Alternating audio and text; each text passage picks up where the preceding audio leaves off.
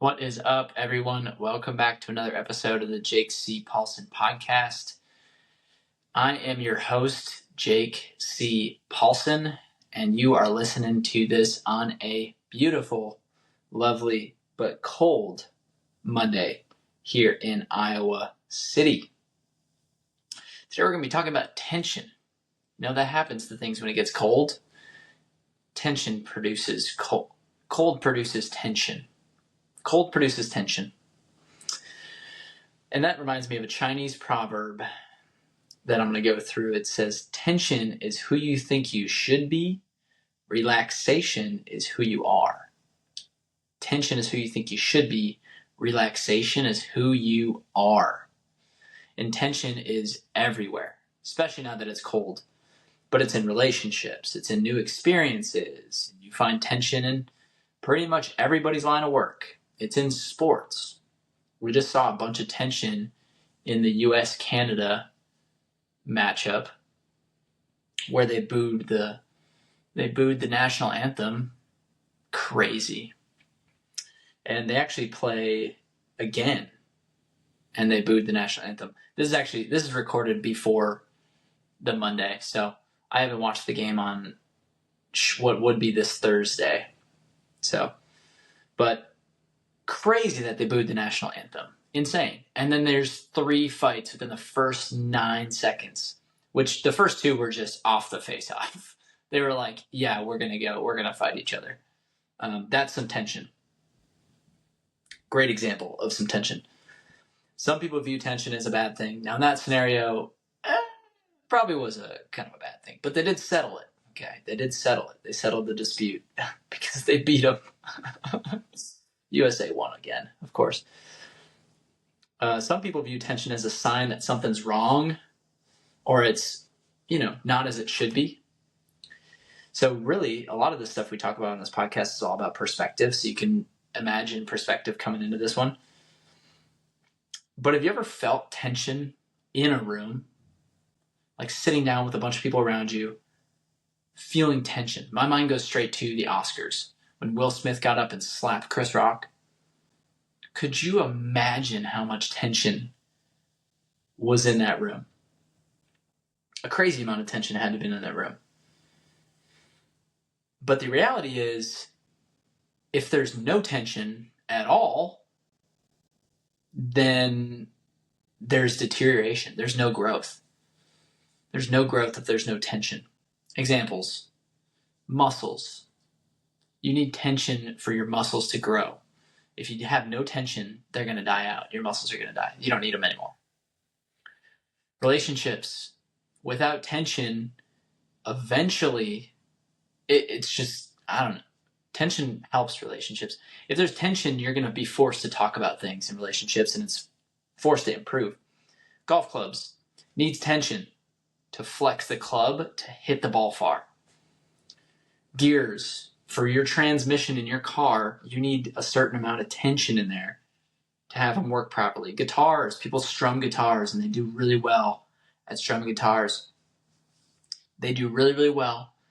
You need tension to get sound from it. Same thing with the piano.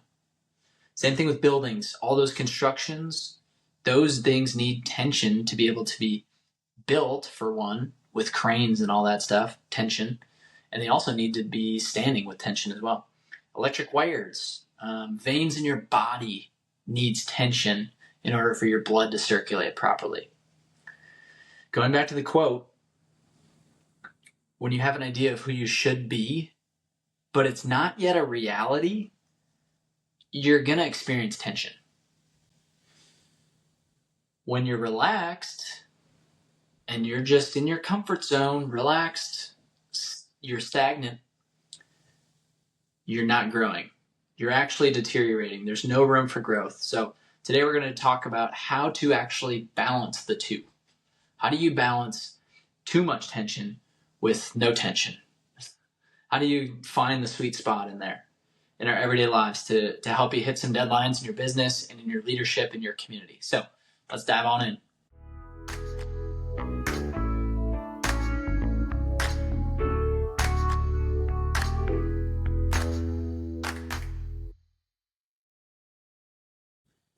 I talk about golf as being a great example of tension because it is. No, I just went ahead. This is a great example of tension. This is my 3-wood club head, and I just went ahead and broke it. Too much tension there. Not enough. I don't know. Too much tension. My swing must be out of this world. Probably like 250 mile an hour club head speed. Just so you guys know, that's about how fast I swing the club. I probably hit the ball 500 yards at least most days. But yeah, that's that thing was Old Faithful. Anyways, easy fix. Great example of too much tension way too often right there. But I wanted to go through 3 scenarios of tension to kind of drive home the point that as bad as it may seem, tension, it's not all as bad as it seems. The first scenario was this past year. I ran a sales organization over the summertime. It was of 15 people, 15 salespeople. And if you ever ran a sales organization or been a part of one, it's tough. Man, especially if it's 100% commission like we're on. But we did well. Like, we did really well last year. We were the number 5 organization out of all of the 30-something organizations out there. And about halfway through the summer, we actually decreased by over 100%. So there was like a dip, really big dip in our sales about halfway through the summer. Now, as the sales manager, that's a very big red flag. If you dip by over 100%. I was making $5,000 less per week than what I usually make. And then I was making the previous year, I guess, to compare it to that. But I couldn't figure out why it was happening. It was just so in the moment. Everything was going okay, and then boom, declined. Well, looking back on it to explain what ended up happening was because that there was too much tension. In sales, if you haven't done sales before, and if you have done, you can relate to this. In sales, you want to focus on controllable measures. So you want to measure your productivity in the controllable things, not in the uncontrollable things, because then you can start to assume that your success is all based on your results. Not a great mindset to be in. If you worked your butt off one week but didn't make much money because it's all commission, you can see where your mind starts to go to a negative place. So you base it on your controllable things, the work you're putting in. Now, we measure our success, large part in this job, to how many people you sit down with, how many demonstrations or meetings you have with potential clients. And the year prior to this year, we actually kept it the same.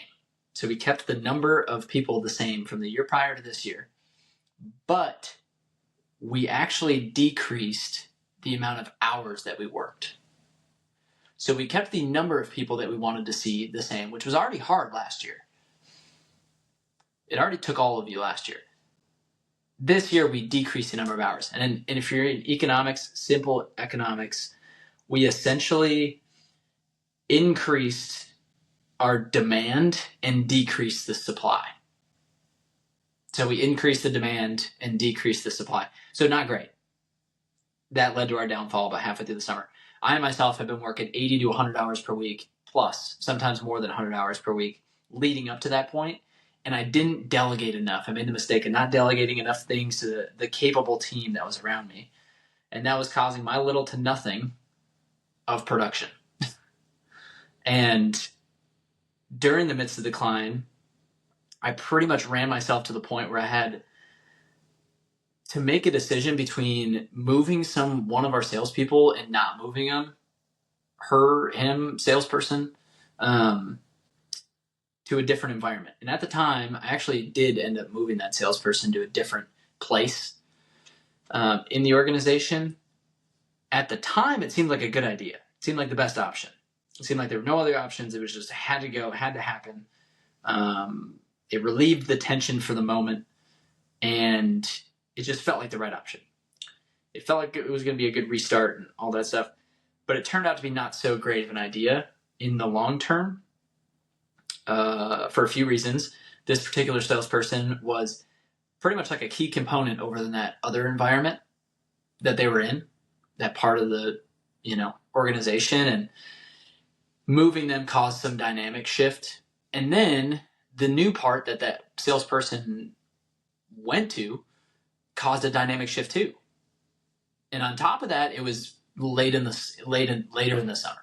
So it was really like not the greatest leadership move on my part. And how long did it take me to make this decision? A total of 2 hours. It took me a total of 2 hours, and it was really not really a decision. It was more of, this is what I'm going to do, and I'm just going to spend 2 hours trying to make it physically work possible. And then I physically made it possibly work and made the decision. Well, me working all those hours and not delegating enough stuff, trying to put too much on my plate, result, not a great result. Decrease in sales. And frankly, we decreased our whole organization overall morale a little bit. Not a great decision on my part. And yeah. And with all this tension last year, built up tension, once we regrouped and I finally took a step back to look at the situation from a different perspective, our sales slowly started to increase. And we got away from where we were, down in the rut. And we did well. We didn't have a bad year. We didn't have a down year. We had an up year. It was good. It's a good year, but we could have done a ton better. There was way too much tension and just way too much of it. So, lesson from that scenario, don't put yourself through too much tension for an extended period of time without taking a break. That's going to mess with your mental. It's going to lead to lesser productivity. It's going to lead to stress. It's going to lead to burnout, poor decision making, which is going to have consequences for a long time after. A long time after in your business and in whatever you're trying to lead. So, too much tension. Scenario number 2, too little tension. What happens when you have no tension and you have too little tension? So, funny story, going back to my freshman year of college, I actually went to school for golf. I went up to Bemidji State University a week early and moved in with my roommate. Oh, I was loving it. I was super excited. I got up there. I was golfing like almost every day. I think I was golfing at the golf course pretty much every day. Beautiful golf course. And the reason I chose up there was because I wanted to go golf, but also because I wanted to hang out with my friends. And I had some friends going. I like the people going too. And I get there. I'm not going to lie. I had so much fun. I partied pretty much almost every day the whole first semester of college. Didn't get barely any work done. It was hard to make it to my biology class. That was at 9 a.m. That was hard to make it to, the 9 a.m. biology class.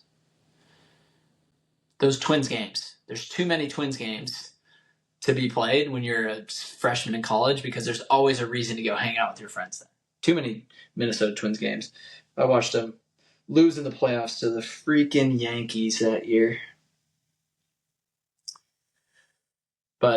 And along that process, I was golfing still. I was, trying to make it as much of the workouts as I could. I couldn't make the morning or the afternoon workouts. So I had to make the morning workout on a Thursday, and it was like 5:45 a.m. You had to be there and be ready in the morning on a Thursday, and I was like, so anyways, looking back, the real reason I wanted to go to college was not necessarily golf.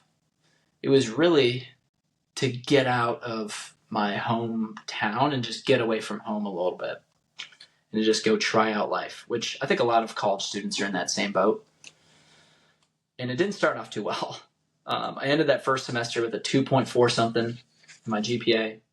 Little did I know, golf at my college was the only sport, to my knowledge, that had a 2.5 GPA requirement. So there goes that after one semester. After getting a new bag, new Bemidji State green bag, some new clubs, some new merchandise, some new friends, all this stuff, I had to pretty much give it all away besides the clubs. I got the clubs still. And I still got my hat. So And my shoes. I got new shoes too, which is nice. But I basically gave it all up. And I really never went back to golfing until like a few years later. I definitely didn't go back to the team. I had used my summers now to work and do landscaping. But luckily, I found another passion. I found it in business and in entrepreneurship. So, moral of the story here, when you have too little tension, you're going to become stagnant. You're going to deteriorate. When I got to school, those first couple of days, I was so excited. I was so excited to get out on the course. I was so excited to see all my friends when they were coming up. I was excited to be a college athlete. I was excited to find out where my classes were. I was excited to just live. I was excited to just live. And I didn't have somebody holding me accountable. I didn't have any tension. My coach was holding me accountable a little bit. Not really that much. It was a totally different environment. And I'd fallen into the bad habit of staying up too late, not getting my assignments done, missing class, missing the workouts, and I was all over the place because I had nothing keeping me in line. There was no tension that first semester in college. So I later figured it out in college, don't worry. I later figured it out that semester, or that next semester. I think I finished with like a 3.2 the next one, so bumped it up a little bit. Figured it out, got some tension in there. But I was looking at these two extremes. I was looking at this is way too much tension, and this is way little tension. Way too little. How do you find a balance between the two? How do you find that balance, that sweet spot? Well, I'm here to tell you that I'm still figuring this one out. But I've made some significant progress over the past year to figure out the best ways for me and identify the best ways for me to relieve tension. And everyone's tension is different. Sometimes it's work, like we talked about. Sometimes it's sports. Sometimes it's relationships. Sometimes, whatever it is. Everyone's got a little bit of a different tension. My tension is deadlines. My tension is deadlines for work, deadlines for building a family, deadlines for buying a house, deadlines for quitting my bad habits, deadlines for implementing my new habits, deadlines for how much I want to travel, when I want to travel by. Freaking deadlines. Too many deadlines for me. Sometimes I feel like a freaking robot with all of these deadlines in my head. I'll make to-do lists every single week, and it's never ending. It's a never ending to-do list. But I've learned that where there are no deadlines, there are dead minds. Where there are no deadlines, there are dead minds. In other words, where you have no tension, you have no growth. There's no need to grow. Just like muscles, you need tension to grow. But where there's no muscle or where there's no tension, you're just losing muscle. Or, in other words, your muscles are dying. So what works for me to cope with all the deadlines and looking at the tensions, looking at the things causing tension in my life, what works for me is viewing it in a different way. What works for me is looking at tension in my life as something to learn from. Something is causing tension, and I view that instead of something that's going to stop me from going over there and pursuing the tension, it's going to challenge me to pursue it. Instead of viewing it as a burden, I view it as a way to improve myself now for my future self, for my future family, for my future career, for the future people that I lead. I'm going to be that person because I'm going through all this tension right now, and I'm learning ways to cope with it. That's how I view it. I don't view it as the worst thing to happen to me. Now, sometimes deadlines add up, obviously, a bit too much, as we heard from some of the stories. And I can't handle all the deadlines myself. So what I do is I need people to talk about them. I'll actually set up meetings with people that have done this before, done what I'm doing, people that have been financially successful, mentors. I'll seek out mentors in my life. I need something to put my faith into to make sure I'm on the right track. I need something to take my mind off of things. So here's a couple examples of some things that I do. I go to church every Sunday. It gets me in the right mindset. I didn't used to go to church. I just started going, and I love the pastor over at Life Church, Rich, down here in Iowa City or in Coralville. He's great. He's awesome. He's just a great public speaker. He puts me in, whenever someone's a great speaker, they're kind of hypnotizing you. And when they have you in this trance, you're like locked into the way that they're thinking. And I love it. That is when I get the most clarity on my week. That's when I can forget about everything from the past and just literally focus on one thing. Oh, I love that. It pulls me just out of the tension. It helps me just see the bigger picture of whatever's going on in my life. Another thing that does that to me is going to the gym, especially in the sauna. I love the sauna. Another thing, reading at the end of the day, just escaping reality for a little while. Watching YouTube. Those are things that I use. Now, I don't just sit there and watch YouTube for hours upon hours upon hours, but I will intentionally watch YouTube. Intentionally. Yearly trips, those would be like incentive trips, and I'll work really, really hard before that. I'll make sure I go in with a lot of momentum just so I can break all the momentum. No. But I work really, really hard going into it just because I will be able to earn it. I'll be able to actually earn that trip. I shouldn't ever just feel like, because if I don't work really, really hard, sometimes I feel like I'm just super stressed on vacation. Like, I didn't even earn this. I shouldn't even be on this. Well, I need to get stuff done, and that's tension, and that's not fun. So I work like a spring, and then I spring into vacation. Another one, golfing. Of course, golfing. Bettering my swing. That's always a challenge for me. And it ignites a different part of my brain. Totally different part. It's like a puzzle, figuring out my golf swing. Those golfers out there, you guys know. But these are all ways that I relieve stress and tension in my life. And they're all things that you can do. Some are going to work better than others. Some of them might even cause you tension, unfortunately. Some of them might. But the more you do them, the more you learn about yourself. The more you're going to learn how to actually get rid of your tension that you have.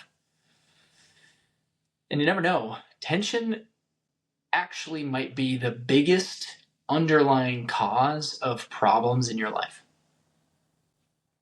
Tension in your life might be the biggest cause of all your problems. You may just not know how to cope with it. You may just not know how to balance it. And too much of it over long periods of time turn into this freaking 3-wood. And they snap you. They snap itself. So find a way to release it once in a while. You'll pretty much find a new version of yourself. That's a cool thing. So I challenge you, if you don't have any tension, find some ways to put some tension into your life. Find some ways to intentionally give yourself tension. That's what I did in college. I intentionally went to class. I intentionally went to and did these things. No one was telling me to go to class. No one was telling me to get up and go find a job at Jimmy John's. That's what I did my second semester. I needed to do something. I needed more fun money for college. So I went out and did it. Find some tension in your life. And if you're dealing with too much of it at the moment, like we all do, try a way this week. Just try one of the ways this week to relieve the tension. I guarantee you'll feel a difference. I guarantee it. I guarantee you'll feel a difference. And if you don't, I will guarantee your money back. That's on me. I say that because literally everything we talked about today, besides maybe the sauna, and if you need to go to a gym, is free. So guarantee your money back for all this stuff. And it's free. Best part about it. So that's it for this episode of the Jake C. Paulson podcast. Thank you guys for listening. If you found this helpful, go ahead, share this with a friend, leave a like, leave a follow. Follow for every Monday that it comes out. I'm going to promise I'm going to have a couple more guests on here in the future.